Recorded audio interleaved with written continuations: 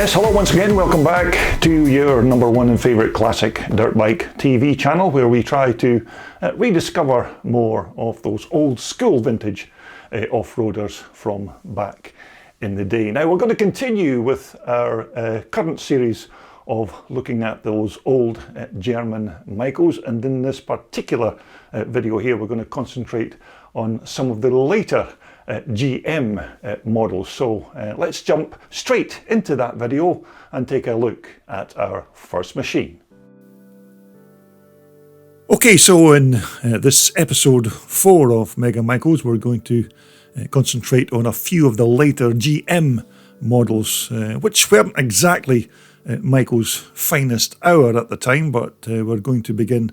with this old warhorse, which is Tom Noble's 1986 GM 500. Now I know in the past that we've shown you some nicely prepped German Maicos that look like they could quite easily win the next concourse competition due to them being nice and shiny and all blinged up, although Tom's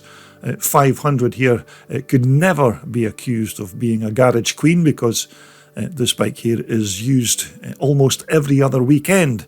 and she has all of her battle scars and bomb damage to prove it.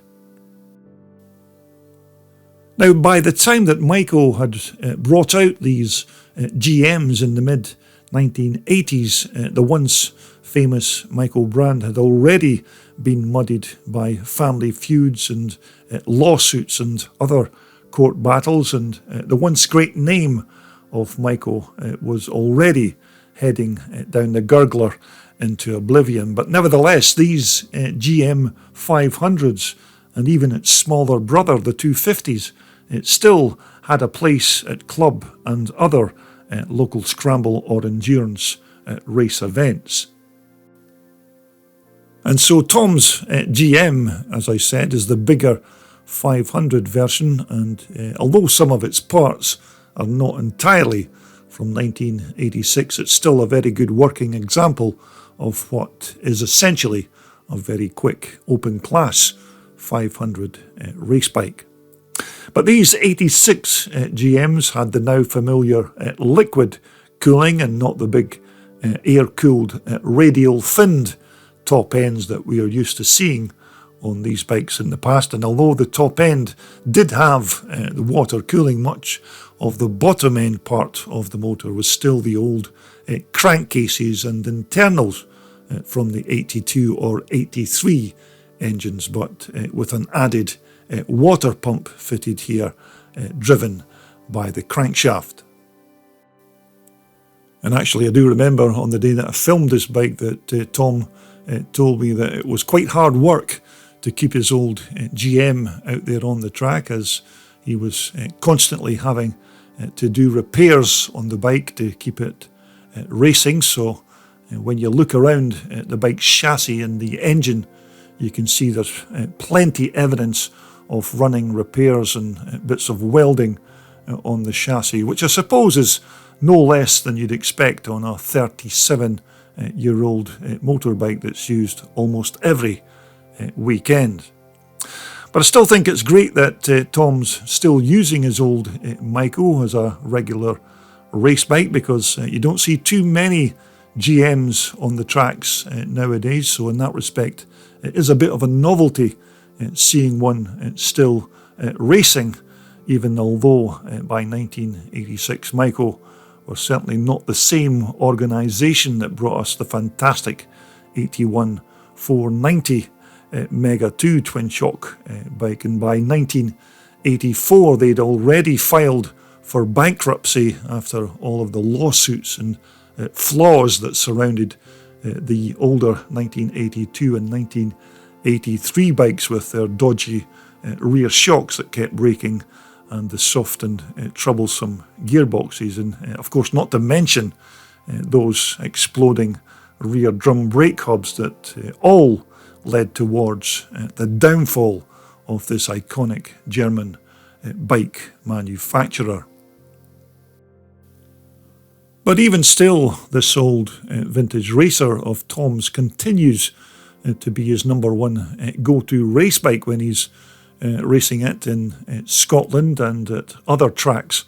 around the UK. And although these GMs were basically a last chance to try and resurrect the once great name of the Maico Empire, it was all too little too late. And for Maico, it was the end of the line. But again, well done to Tom for having the faith to keep the bike racing on the racetrack. Okay, so our next GM machine is Mike Robertson's 250, which once again isn't an original bike, as you can see, because it does have quite a lot of non-stock parts fitted onto it, as you can no doubt gather. So the story goes is that Mike was looking for something cheap and cheerful that he could have a bit of fun on at the weekends, and he spotted this 1985 250 on a German internet site, although the bike was classed as a non-runner because it did have quite a substantial crack in the motor's barrel. But Mike bought the bike anyhow, and his plan was to do any repairs that needed done just to get the bike up and running. But he tried to keep the costs to a minimum because he didn't want to spend mega bucks trying to build a concourse bike for shows, because he just wanted something to ride around on at the weekend. But to be fair, most of the bike just needed a bit of running repairs, although the damaged barrel on the engine was the first priority, and this eventually was repaired by a specialist engineer before being bolted back into the frame. Now, apparently the wiring loom on the bike was also in a pretty dire strait, with some evidence of multiple botched repairs down the years. So Mike managed to get himself a hold of a second-hand loom that was in quite good condition, so he substituted that in its place. But he kept the motor's original SEM ignition because he only wanted to repair exactly what was necessary to get the bike up and running. Now, Mike also told me that the original Maico radiator scoop plastics were also in a pretty bad state, so those were placed straight into the bin. But he did manage to obtain a pair of Yamaha parts, which he said fitted the bike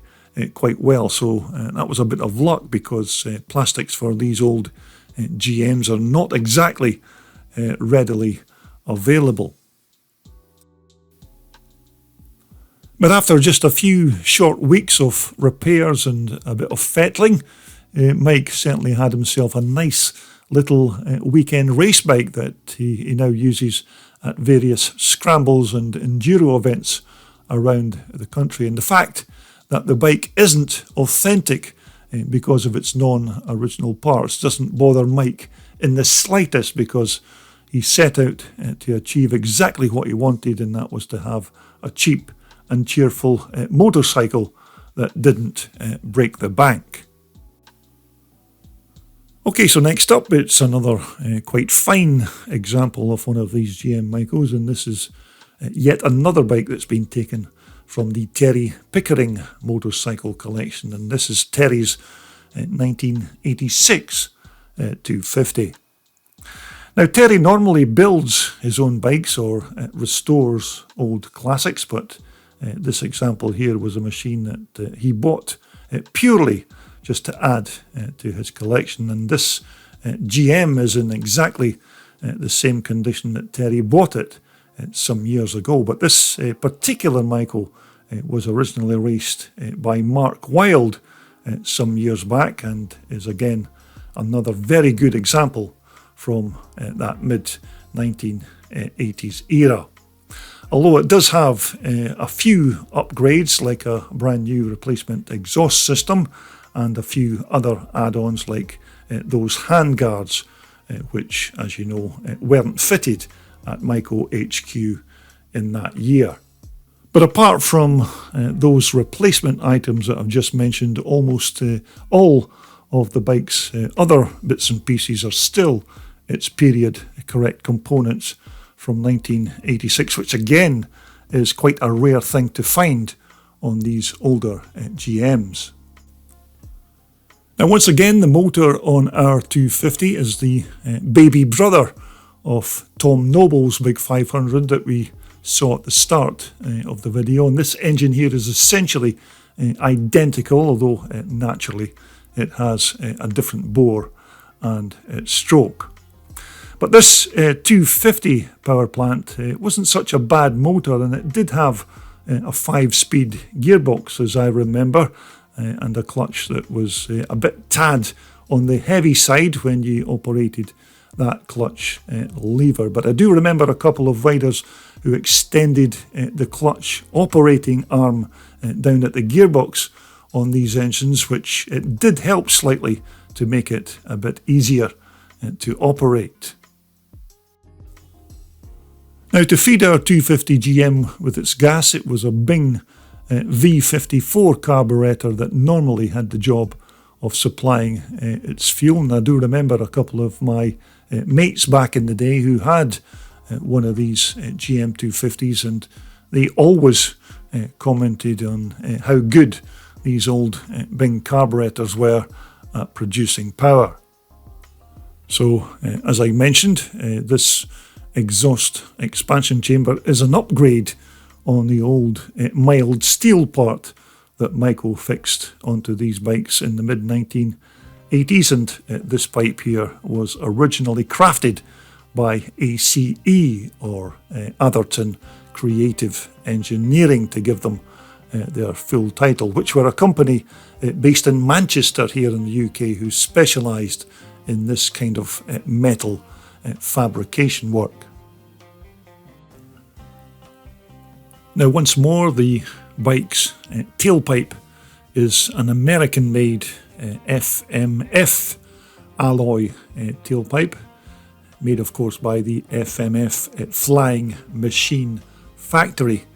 that are based in California in the good old US of A. But once more, it's a nice upgrade on the old exhaust part that Maico used on these bikes in 1986. Now, naturally, our 86 250 has a pair of white Power ProTech 4054 upside down forks, which I'm pretty sure aren't the bike's stock original items, as I do believe it was a pair of Öhlins that these GMs had as originals in that year. But having said that, these white Power 4054s certainly look capable, and they did have plenty scope for tuning or adjustments, but whether they were any better than the Öhlins originals, I'm not exactly sure. And so as we get onto the front and rear brakes on our GM, which were of the floating caliper variety, and by all accounts these hydraulic stoppers were very good brakes and quite powerful as well, as I remember, but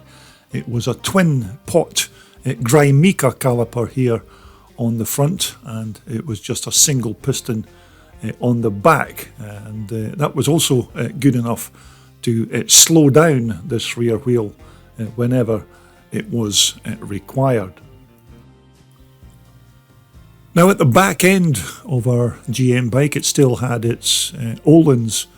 rear shock, which I'm pretty sure were all fitted to these bikes after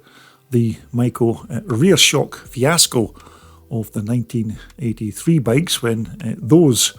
shocks would just all of a sudden break. But our 1986 GM 250 had this linkage set up here at the bottom of the unit, and as I remember, it was just simply bolted straight onto the chassis at the top. But overall, this is still a nice example of one of these 1986 GM 250s, and a bike that did have a bit of success on the track as well when Mark Wilde was racing it each weekend, but nowadays it just sits alongside other immaculate examples of our motocross racing history as yet another vintage classic in the Terry Pickering motorcycle off-road collection. And so, just to conclude this episode 4 of our Mega Maico series, we've saved the best until last, and this 1989 GM Star 500 is Peter Maxwell's immaculate example, and more than likely this will probably be one of the best that you'll ever see of the last of these great Maico motocrossers. But ever since the mid-1980s, the failing Maico empire, as I said, was in a pretty bad state, and various private concerns then passed it around Europe in hope of a resurrection of the brand, and it seemed that everybody and their dog had a go at trying to revive the once great Maico name. And these GM stars really all came about while the Maico family were still squabbling and fighting for the scraps of what was left of the great Maico empire, and it was the American Maico distributor who teamed up with the two sons of the Maico founder, Wilhelm Maisch, and as I said, it was his two sons, Peter and Hans, who decided to relabel these bikes as GM Stars so that it would avoid any legal claim by the remainder of the family if they were to use the original Maico title. But even with a complete rebranding of these GM Stars, it was still all too little too late, and these new bikes came and went in less than a year, and the final whistle was eventually blown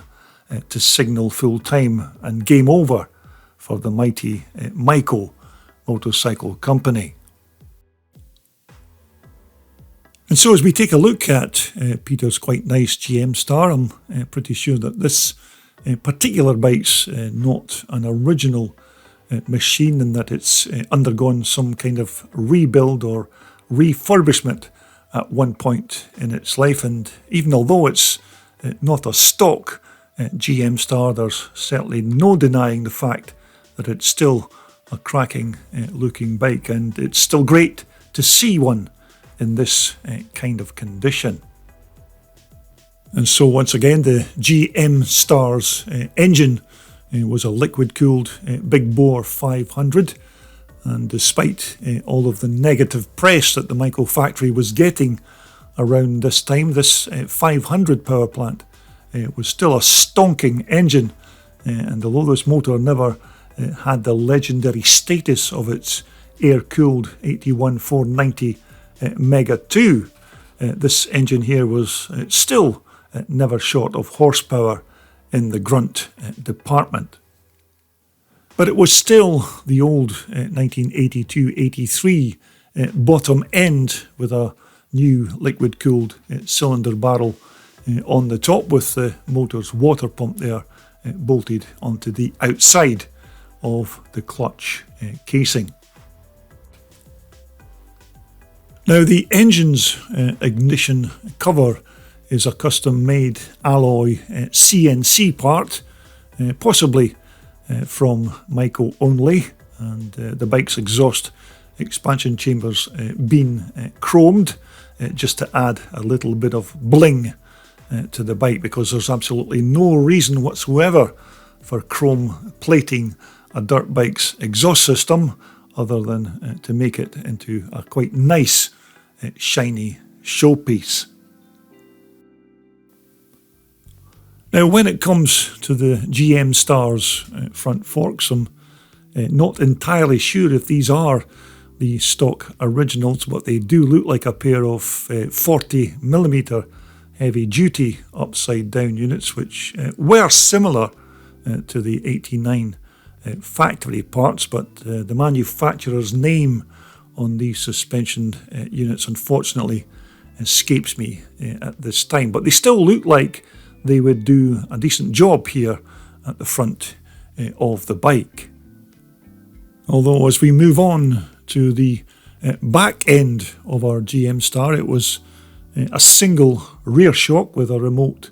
reservoir that could be accessed from the left hand side of the bike if you wanted to make any adjustments to the rebound or damping. And once more, the bike's rear swing arm was just a simple alloy box section type of affair, and as per the other GM bikes of its day, it was just a single pot hydraulic German Maico brake here at the back end. Although the bike's front brake did have a lot more stopping power, as it was a twin pot floating type system, which again was said to work very well. And once more, at the back end of the bike, it was an upgraded alloy tailpipe on this particular GM Star, and not the stock steel part that possibly would have been fitted by Maico